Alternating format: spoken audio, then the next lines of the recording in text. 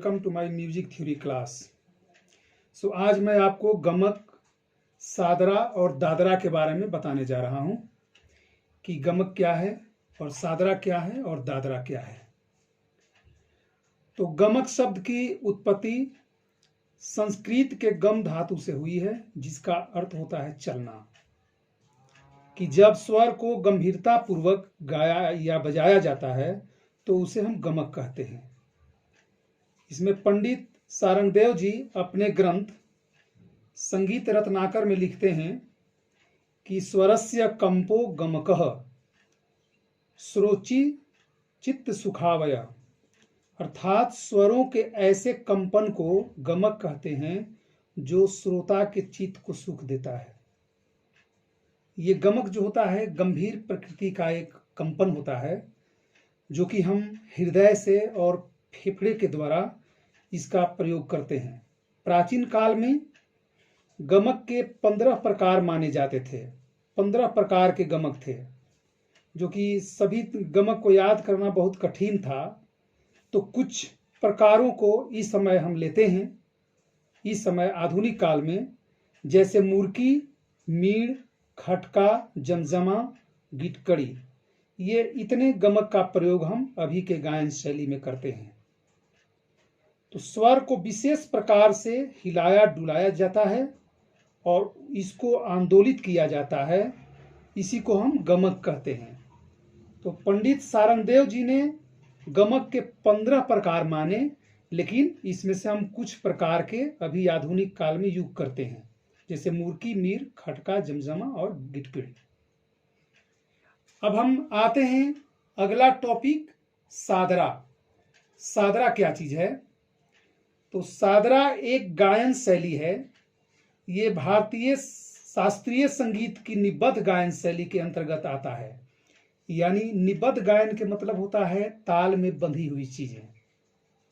तो आमतौर पर कहा जाता है कि सादरा ध्रुपद अंग से, एक ध्रुपद अंग की गायकी होती है, जिसमें नोम तोम, आलाप और ज्यादातर गमक का प्रयोग करते थे और करते हैं।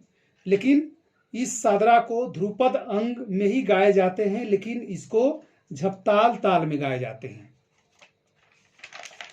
तो मध्यकाल में ये गायन शैली ध्रुपद अंग से मानी जाती थी, परंतु ये ध्रुपद के मुकाबले उतनी गंभीर नहीं थी। ध्रुपद में बहुत गंभीर प्रकृति के गायन है, जिसमें हम नोम तोम के आलाप और गमक का प्रयोग ज्यादा करते हैं, बोल बांट लयकारी का प्रयोग करते हैं।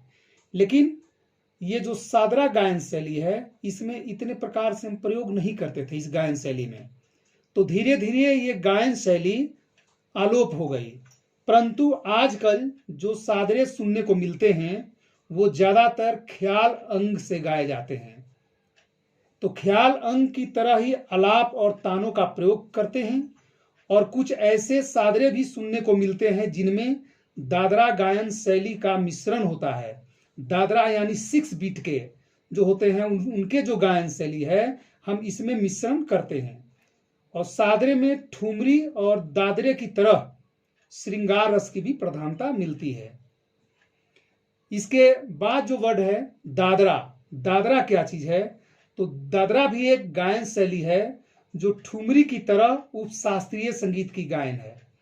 इसको दादरा, कहरवा और दीपचंदी तालों में गाया जाता है। तो इसमें ठुमरी की अपेक्षा बोल की अधिकता रहती है। इसमें लोक जन भावना से जुड़े हुए शब्दों का प्रयोग हम करते हैं। तो संगीत जगत में दादरा एक ताल भी है और गायन शैली भी है। बाकी शैलियों की तरह इस शैली को खूब पसंद किया करते हैं, जो कि कुछ गायिका हैं, पहले गिरिजा देवी, गंगूबाई और सुनंदा शर्मा। इनकी दादरा गायन शैली बहुत प्रचार और प्रसार में है। और पुरुष गायक में यानी मेल सिंगर में भी इसको दादरा को हम दादरा लोग गाए हैं, जिसमें बनारस के पंडित छनुलाल मिश्र प्रमुख हैं। तो उनके गाए हुए दादरे काफी प्रचार में है और इस गायन शैली में श्रृंगार रस की प्रधानता रहती है। हालांकि बहुत सारे दादरा गीतों में भक्ति रस की भी प्रधानता दिखाई पड़ती है, पर दादरा आम तौर पर मध्यलय में गाए जाते हैं।